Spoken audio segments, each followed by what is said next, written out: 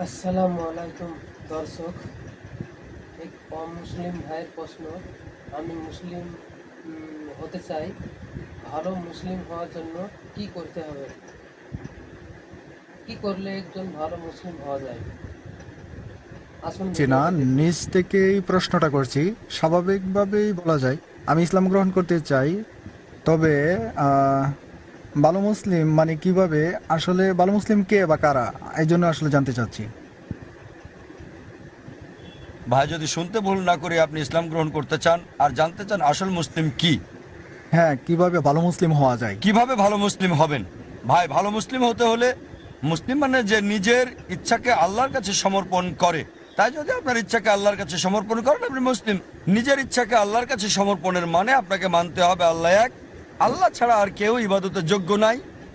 বিশ্বাস করতে হবে মুহাম্মদ সাল্লাল্লাহু আলাইহি ওয়াসাল্লাম সর্বশেষ এবং চূড়ান্ত নবী। আর যখন আপনি কোরআন পড়বেন, যা আমি আগে লেকচারে বলেছি, এটা সর্বশেষ এবং চূড়ান্ত নির্দেশিকা বই মানব জাতির জন্য। তাই যদি কোরআন পড়েন এবং আমল করেন, আল্লাহর নির্দেশ মেনে চলেন, যদি বিরত থাকেন যেগুলো আল্লাহ নিষেধ করেছেন সেগুলো থেকে, তাহলে আপনি একজন সত্যিকারের মুমিন হতে পারবেন।